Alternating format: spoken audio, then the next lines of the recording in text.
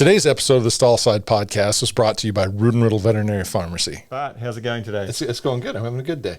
That's good, yeah. Very interesting guest on the show today. Yeah, we do. We have Alexa Lee, and one of the most rewarding things that's happened in my career is to be able to see the human-horse bond and how that is good for both, can be great for both sides. And we've seen how horses can affect positively people who are incarcerated, people who are recovering from addiction, and down to children with special needs, and how important that horse can be to them.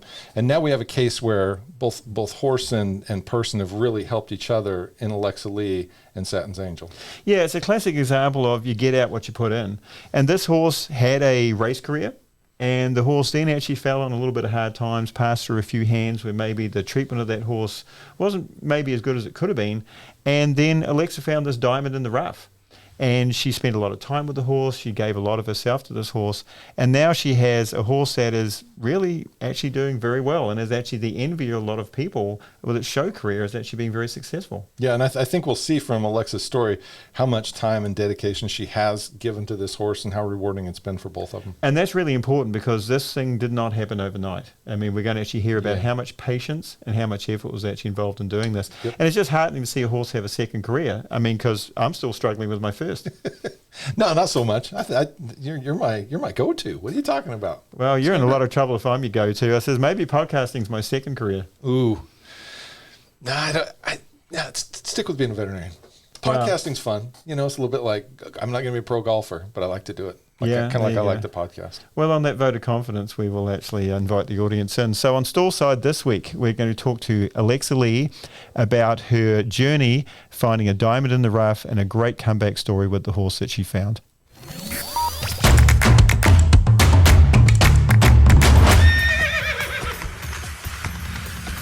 Alexa Lee, welcome to Stallside. Thank you for having me. I'm really honored to be here. Yeah, we're really excited to go through your story and let our listeners hear what you've been through and what you've done for horses. So first up though, Alexa, tell us a bit about yourself.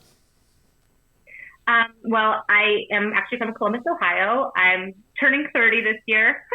It's very hard. And I'm an electrical engineer, and that's my full-time job. I've been doing that since I moved to Columbus. So I've been doing that for about 8 or 9 years now, actually. And I design and build power systems for a kind of quick example of all that. So I've been doing that to kind of support my whole love of horses. As we all know, horses are expensive. And so that was something that when I was growing up, my parents, they always helped me and supported me, but they're like, once you get out, we're not going to be supporting you when you're doing everything else after college. And so I bought my first horse out of college myself. She was a thoroughbred too. Her name was Rose. I bought her from my really close friend. Her name is Sam Castleberry, and she's one of my best friends. And it kind of started my love for thoroughbreds there.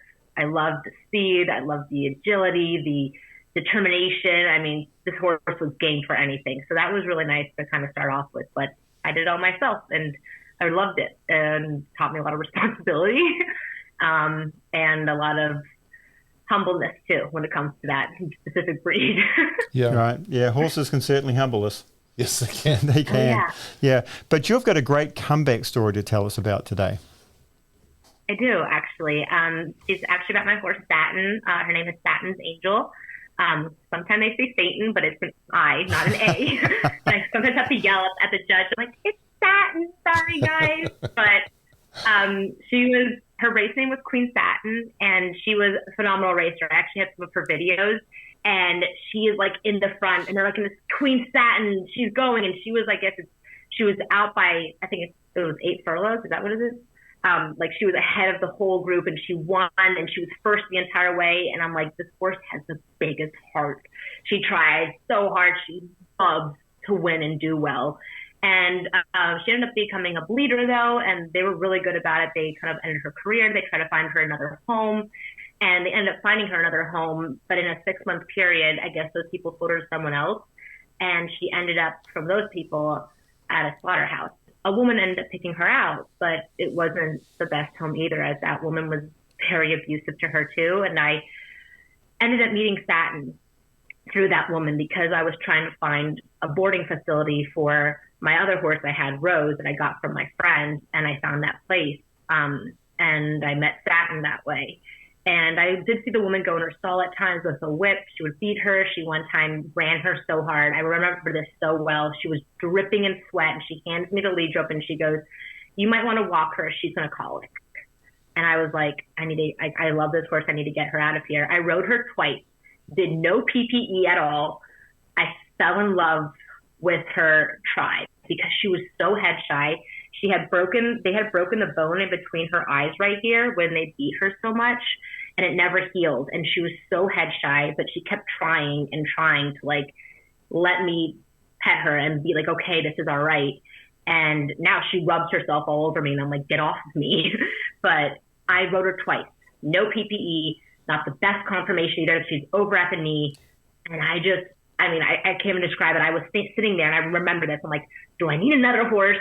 I don't know. Maybe, maybe not, but I really want to get her out of this situation. All right, I'll let you know by Saturday. It was a Thursday when I said that. All right, I'll let you know by Friday.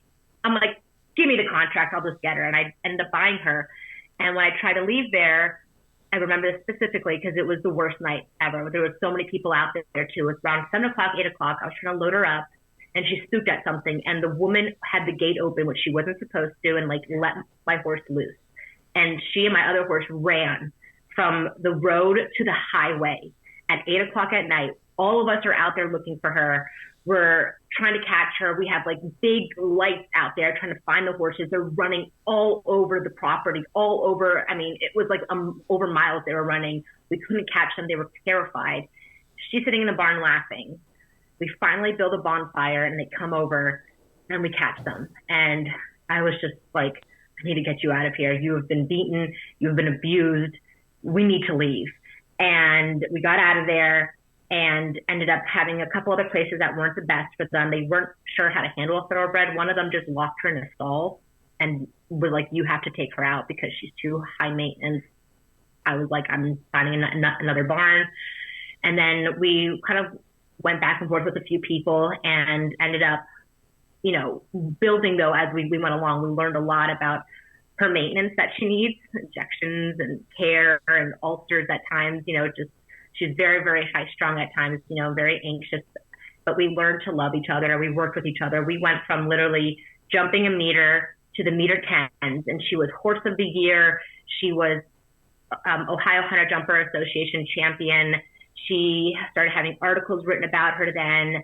And then we went to the meter 15s, and we ended up having more articles written about us. She ended up winning a bunch of horse of the year even then too, and went to the Take Two $20,000 Classic, and she won that too. Was the only horse that went double clear out of all the thoroughbreds there. And I was like, this horse has the biggest heart in the world. We went to WEC a bunch of times, the World Equestrian Center in Wilmington, and loved it there because we always have so much fun. And there was this one time we crashed through a jump. Like, I did not see a distance. And I've seen so many warm bloods do this where they crash, they can't continue, the kids fall off, they don't try to save them. She literally went to the left while I was hanging on to the left, scooped me up, and we continued on and went clear the rest of the round. I don't know any other horse. Most of them would have dumped me, stopped, freaked out, gotten spooked. Not Satin. We also Split Rock was second and third out of 40 open riders, including pros and amateurs. She beat all of them in the meter 10s, and she was competing against some of the top horses. And I can't explain just how much I'm thankful for her and blessed that she's done so much for me. She has taught me to be patient, taught me to be humbled for things. It takes time. It's not like it's going to happen in a day. And we really became a partner, I feel like, when I moved to Foxridge Farms, and it's my trainer now with Sean Jobin and Emily Rickert. And also I do dressage on the side with Parvati Woods with Woodhill Farms. So I do both to help, strengthen my dressage so I can transfer that over to my jumping. And it's changed us. We have clicked as a team that I could never have asked for before. And I can point her at any jump in the jump ring, and she's like, we're going to take it. Other horse has spooked at it. We're going to go for it. I mean, we're the only thoroughbred in the class, only one going towards the jump. And we're competing and we're keeping up with all these warm bloods that are made horses, imports, and then there's Satins. And in almost all my classes I go into, she's the only thoroughbred. We went to Split Rock last year, and out of 40-something horses, she placed eighth in the meter 20 classics. It was like the $5,000 classic. She placed eighth in it. Every single horse, those 40 horses were all warm bloods, all had either competed above a meter 30 and were just dropping down, or were trained imports and so forth coming in, and there were Satins. So I feel like her heart and her mind, she loves to win.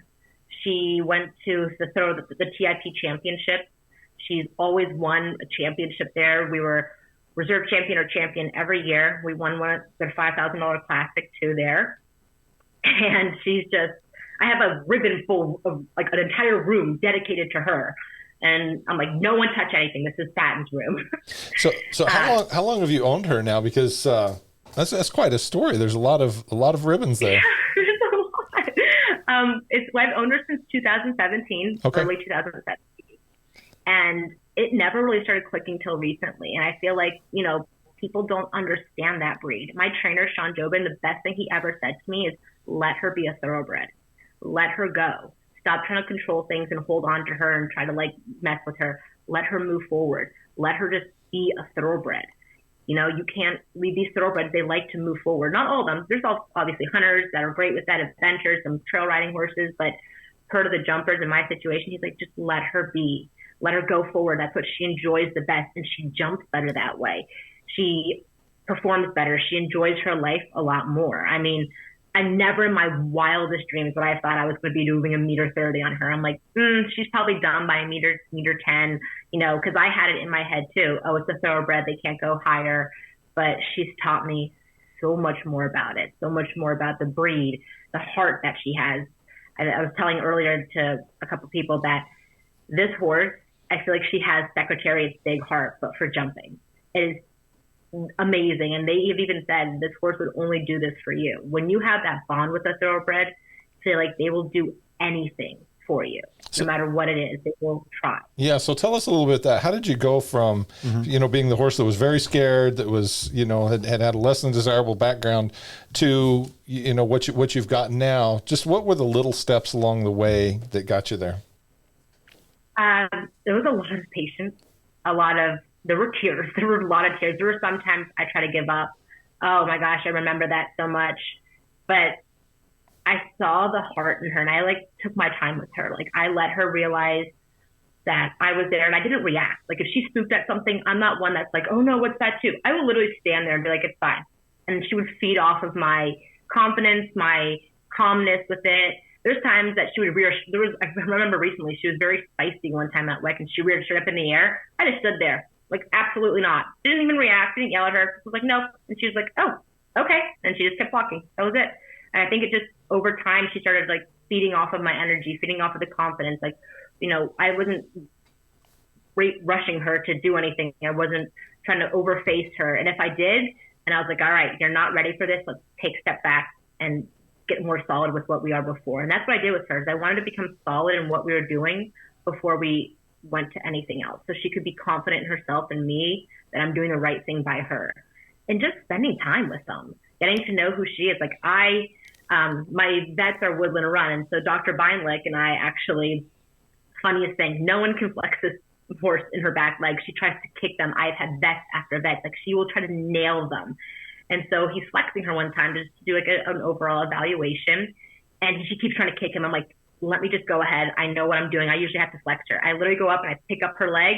She kind of scoots to the side. I'm like, it's me. Don't do this. Pick it up. And I flex her. No issue. And he's like, even his assistant was like, you have got to be kidding me. I'm like, it's just a bond. You have to strengthen that. You have to make sure she trusts you and knows that you're going to be there for her. I mean, I have to, unfortunately, but I'm there for every appointment. Her farrier, her vet, her massage, her chiro, I am always there. I never just let her just do it on her own. I want to be there. I want her to show that I'm going to be there no matter what's happening. It's not going to hurt you. It took a while for us to do it. This took, I think, at least a year or two to really get into that connection that we have together. But she never gave up, which is the biggest thing. I feel a lot of them, there's times that they just shut down. They don't want to be a part of anything, but she never did. She has given me more than I could ever ask for. And every time we compete, I'm always grateful for her. I'm like, you could fuck me off. You could stop on me. You are 20 times bigger than I am and stronger.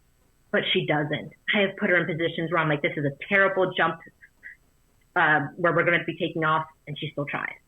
And I've ridden other warm bloods and ponies, and I'm like, you're just a jerk. And she tries. And it's just the best feeling in the world. And I can see it from her racing videos in the day where she was like, you can just see, like, we're going to win, like, no matter what.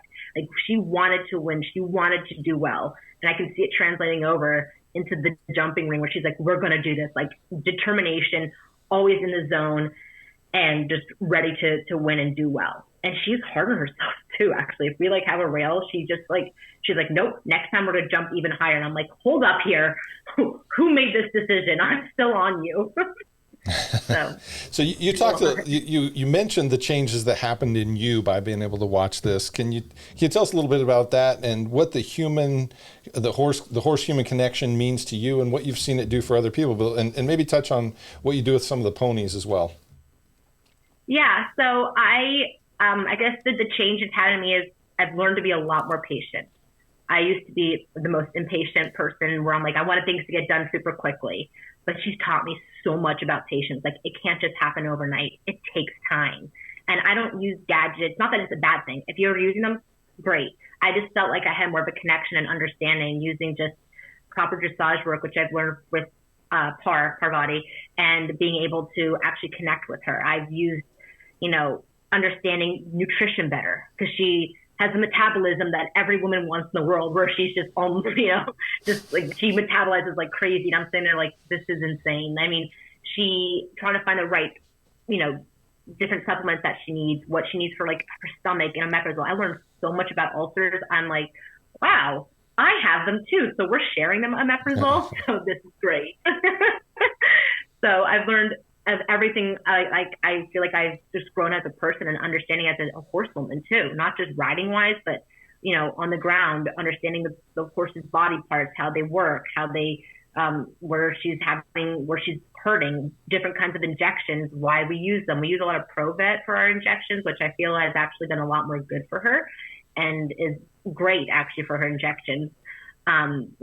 Understanding what she does and doesn't like. She's so picky about her hay. It's just learning more about your horse, but being patient about it so you can find the right different like niches that like kind of go together and make a whole. And so that's kind of what it taught for me as a horse person, and understanding how everything kind of works together to kind of create the best outcome for her. And I kind of bring that over because I have my own like little business I do on, it's called A&M Ponies. And I've had it where I've seen my friend actually got a pony for her kid is how it started. And the pony was deemed kid safe. I got on it at a walk and it flipped over on me backwards. Wasn't kid safe. So I was something that I really wanted to do was work and get ponies that you didn't have to lunge every day, put on perfect prep, have someone ride it all the time, but make them kid safe. I listen to them too. I kind of take over in my calmness I have in my confidence. I try to exhume on those ponies so that they can take that confidence and exhume it onto a kid and give that kid confidence. In the past 3 years, not just ponies, but I've sold about 70 on my own on the side of everything else that I do. But these are the ponies I want to work with. I want to see the kids being happy and enjoying them. And, it brings me so much pride when they're like, this is the best pony. I jumped it this much, this high this day. And I do crazy things. I will canter them and like completely let go of the reins and fall on their neck and grab onto them and say, whoa. And when I say whoa, they have to stop, and they will stop every time. And I will ride them without a bridle and do the same thing, and without a halter. I will fall on their neck over a jump and scream and yell and say, whoa. So they have to stop, because I've seen it where little kids grab on and they're like the ponies running around the arena and you're like, bye, that's not my kid. So, I want to be able to get that confidence that I have, that Satin has instilled in me as a rider, because I was nervous before Satin. I would go in the arena with the worst butterflies. I go in there now and I'm like, this is my horse. She's amazing. Let's go and get this done. And I get that confidence from her. She's given me confidence that I never thought I would have. And I've given her the confidence, the different types of confidence. I feel like she's gotten more confident in herself and her ability, and that she has a home with me.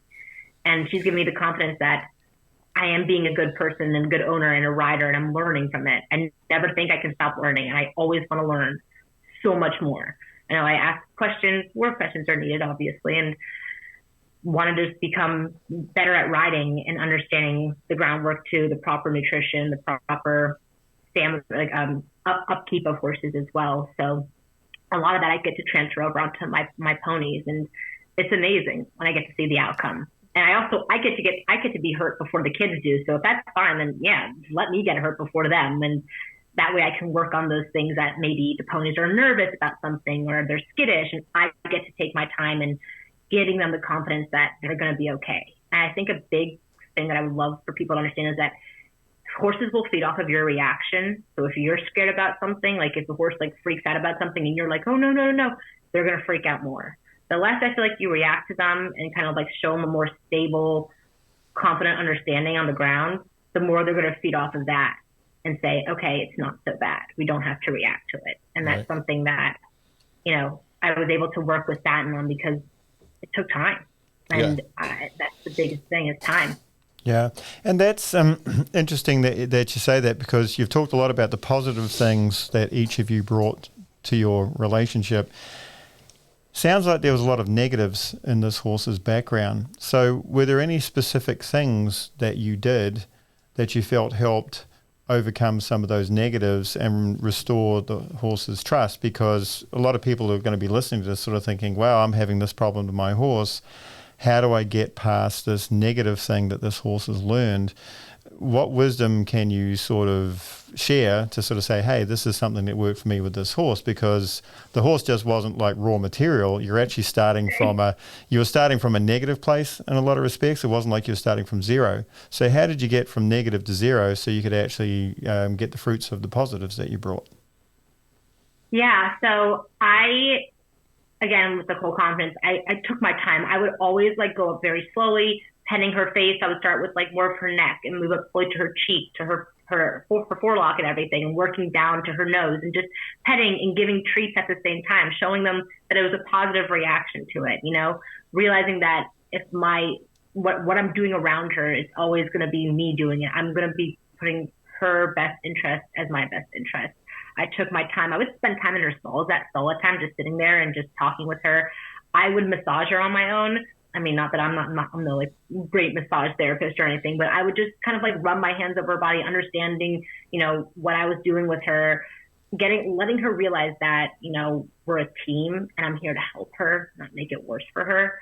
And, I think showing her that no matter what situation it was, if it became bad, I would take her out of it and I would get her into a better situation, whether it was a different barn, whether it was figuring out why she was stiff at times with arthritis, anything along those lines.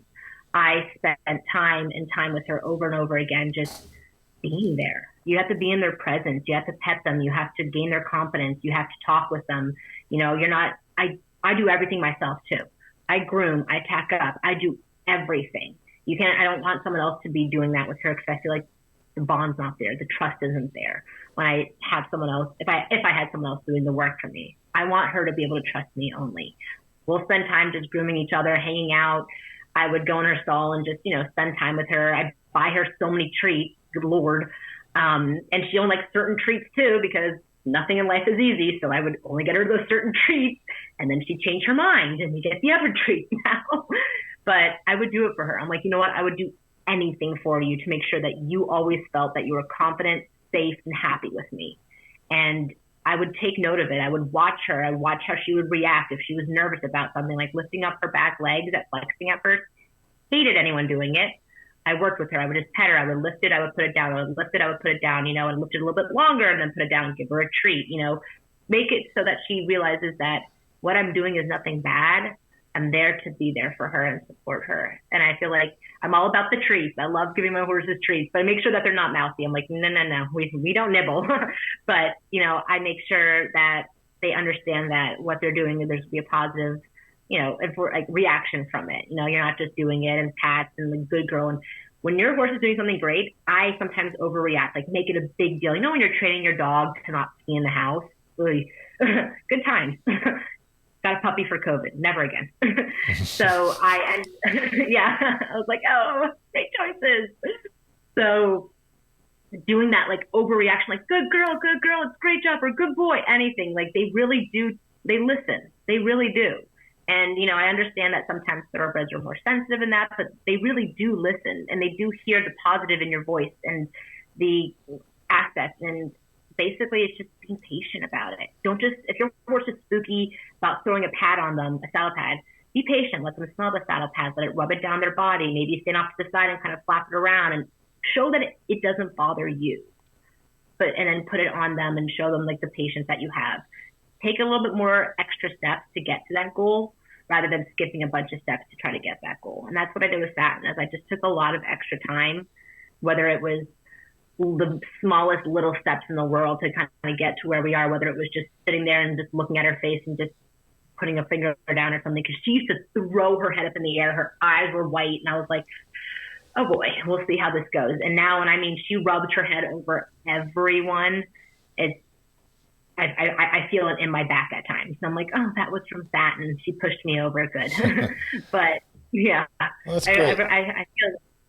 No, I'm very glad the two of you found each other, and that sounds like you've done a lot for each other, and she's very lucky to have you. Do you find that you're a fan favorite when you go to some of the bigger shows? I do, actually. Sometimes people come to me like, we saw you and you're Alexa. And I'm like, no, I'm not. Who is it? I'm like, wait a minute, who is this? Maybe I am. Not sure yet. But they're like, we saw you like in this class. We saw Satin's name. Like, oh my gosh, this is Satin. I've read about your article. Or, oh my gosh, you're this. And I'm like, yes, this is us. And, I do a lot of support with other people when they have that thoroughbred. Like, you can do it, but just take your time. Like, if you're wanting to move up, make sure you're really solid in what you're doing before. Make sure you're really good at whatever height you're jumping. If your horse is having an issue, take a step back. And my biggest thing is turnout too. These horses their thoroughbreds especially need that turnout. So let them be a horse, turn them out. Yeah. Obviously, in safe conditions. We don't want it to be like a monsoon outside, but let them just run, let them have fun. My Satin goes out for 14 hours a day and on grass, and it has 24/7 unlimited hay too.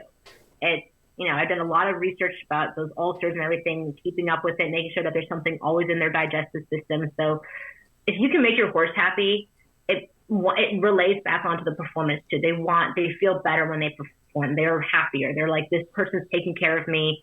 We want to do better for you. They're not animals that are malicious at all. They're very, like I said, the thoroughbreds I feel like have the biggest hearts I've ever come across. Yeah, they're fabulous animals. They're just incredibly, they're just great to be around. So graceful and so beautiful, and they're incredible. So, well, that's a fabulous story, and very glad you were able to come on and share it with us. And your enthusiasm is so much fun, and it's great. And like I said, I'm so glad that the two of you found each other. Yeah, it is a good story because there's always sort of the negative, right, with horses and interactions with people, and things don't go right. And it's actually heartening to say, hey, if you take your time, there's a good horse in there. You just got to like peel back the layers, many of which unfortunately are in reaction to management changes which don't suit the horse, or as you say, nutritional things, or just generally the interaction which I've had with people before. They've got to unlearn that stuff. They all start from zero, right? And if you work really hard on the negatives, someone's got to come along and invest a whole lot to get back to zero. And it sounds like that what you did, and the result is you got a fabulous horse that is actually a credit to you and probably the envy of many. Well, and horses are so much like people in many ways, that they've all got different backgrounds and they all have different personalities, right? And you can't treat them all just exactly the same. Yeah. And it sounds like you found Satin's personality and the thing that she likes and doesn't like. Yeah, that's exactly right. They click like Bart and me. We're different, right? Had to do a little bit of work on his personality to get the best out of him. He's probably had to do some work on me to do the same, Yeah. Probably the case. Exactly. Yeah. It takes time, like just learning who they are. And, my dad would say, like, it's easy to break your ankle, but it's hard to heal it. So it's like, that's your negative, but it's hard to get back from that to make it healed up again. Yeah. It takes time. That's exactly right. It takes a lot more time to cure it than it does to fix it and to break it in the first place. That's sage advice. That's a Well, that's great. Good analogy. Well, thanks for coming on the show today. This has been a great Thank story. you It's again, so there's so much sort of negative stuff out there about the relationships between horses and people and how things go wrong. You found a total diamond in the rough, and you reaped the benefit. But I mean, you earned it, right? You put the work in, you took the time. Absolutely. And this is something that I think people need to realize is that, you just need to put the time in, and there's that horse that people are giving up on, and there's just a superstar in there waiting to be found. Yeah, 100%. And it's not going to be like 3 months and people want a quick fix. It takes time to make something that's great and stays great. Like, I want her to be solid for more years and not just overdo it in the first. I want it to continue on. Yeah, absolutely. And that was Stallside for this week. We've been talking to Alexa Lee about a great comeback story with a horse that she met that has become everything and more that anybody would ever want in a horse. See you next time.